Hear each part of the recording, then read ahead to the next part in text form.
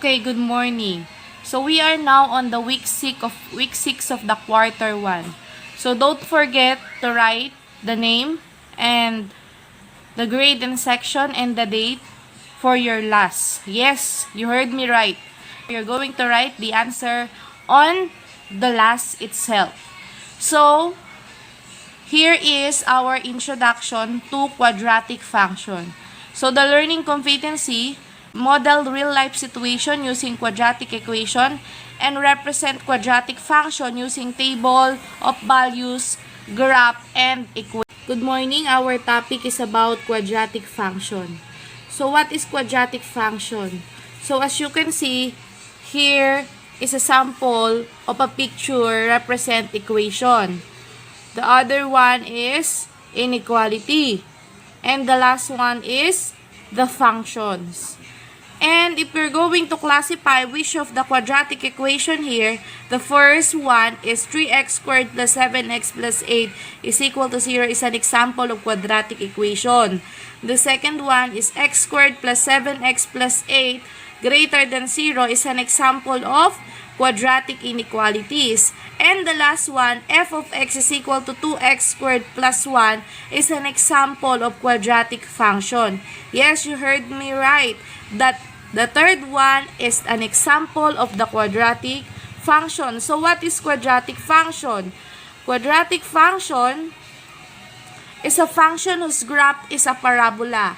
Its equation can be written in the form f of x is equal to ax squared plus bx plus c, where your a, b, and c are real numbers and a is not equal to 0.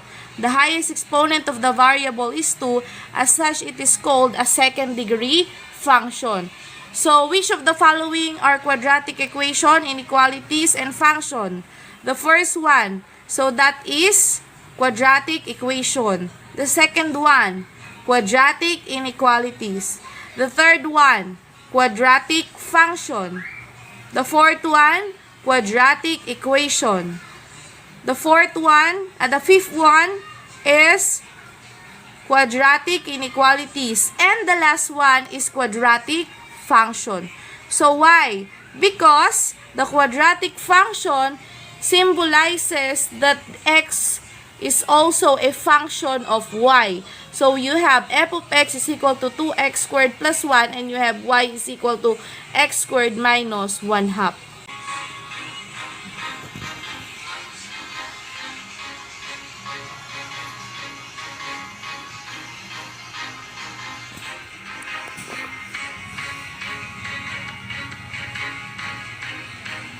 Okay, that is an example of parabola.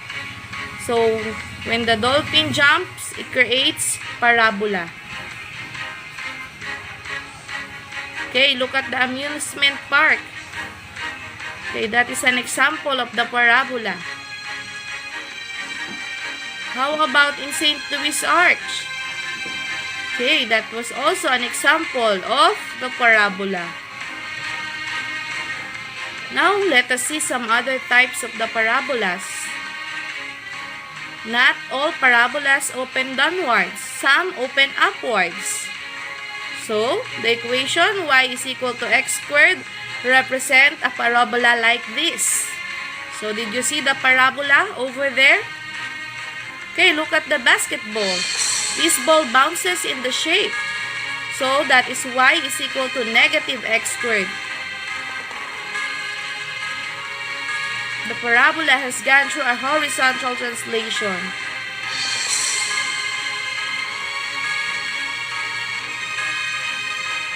Parabola is stretched. Parabolas are everywhere, wherever you look. So look at the swing, or even in the McDonald's, or even at the rainbow. Even at the bridge, or some of the swimmers, and even in your hands, there is a parabola. Do you still remember this kind of game? So this is a Angry Birds. Okay, so it is also an example of a parabola. Okay. A boy who play basketball. It's using the parabola or the quadratic equation. The McDonald's. The bridge. And another example. Okay, now, let us identify here. Okay? You're going to identify whether it is quadratic function or not. Number 1, yes.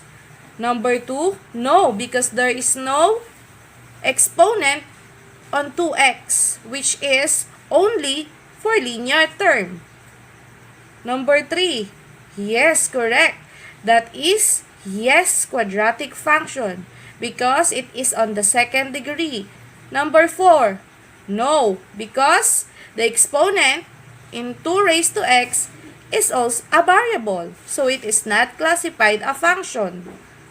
Number 5, no, because the highest degree of the exponent is 3. And number 6 is yes. Okay, let us define table of values. When we say table of values, if the function is represented using a table of values, you can easily identify whether the function is a quadratic or not. You need to use the method second difference test. If there is a common second difference which is not equal to 0, then the function is said to be a quadratic function. So let us choose this one. X and y. So this is an example of table of values. X is on the given -2, -1, 0, 1, and 2.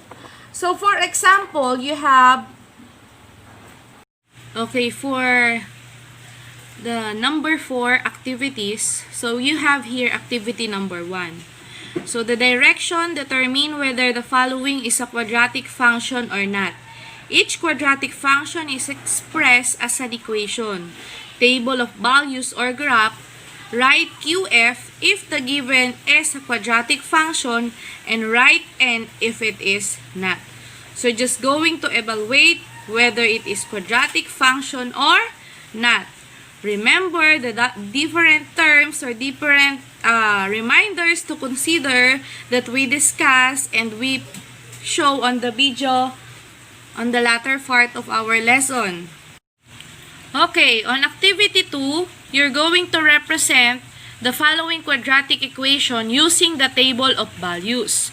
Okay, so let's have an example using the table of values. Okay, we have here an example of a quadratic function. Y is equal to x squared minus 16. We're going to use the table of values. So how do we get these values? So we set the values of x from -2, -1, 0, 1, and 2. How do we find the value of y? Our value of y, we're going to substitute it into the equation y is equal to x squared minus 16. So here is the process. If your x is equal to -2 and our equation is y is equal to x squared minus 16. So what would be the next step? Let us substitute the value of x, which is -2. Since our x is -2, we can find y is equal to -2 squared minus 16. So the answer could be y is equal to 4 minus 16. And the value is y is equal to -12. So we have the value of -12. Okay, let's have another example. If your x is -1, so our equation is y is equal to x squared minus 16. So the value y is equal to -1 squared minus 16.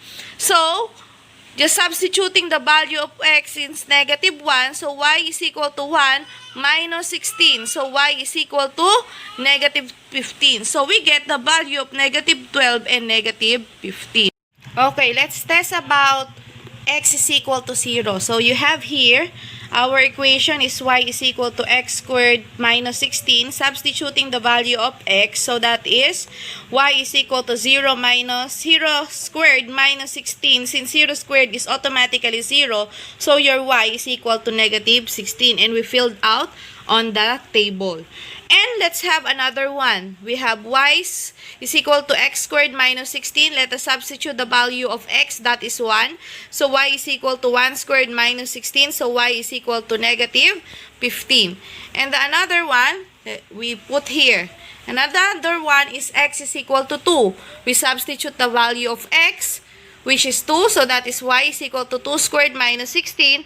So you have y is equal to 4 minus 16. And your answer is y is equal to negative 12. So we already completed the table of values by substitution or by the substituting the value of x. Some of you will ask me a question about activity number 3. Use quadratic function to model the following real life scenarios. So let's go back to the upper page of this last or the learning activity sheet made by Sir Gerald. So letter A. Look at letter A.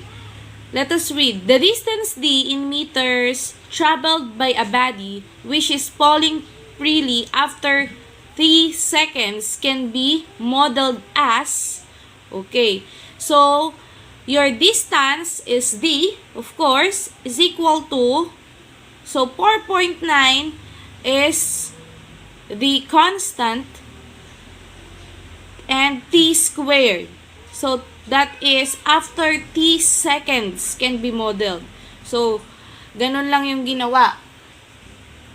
And next is letter B. The area of a rectangular field has width which is 10 units longer than its length L. In symbols, you have the A, which is the area of the rectangular field, and we all know that the rectangular has an area of length times width, so that is L multiplied by L plus 10, or to simplify, you have L squared plus 10L. So that is only the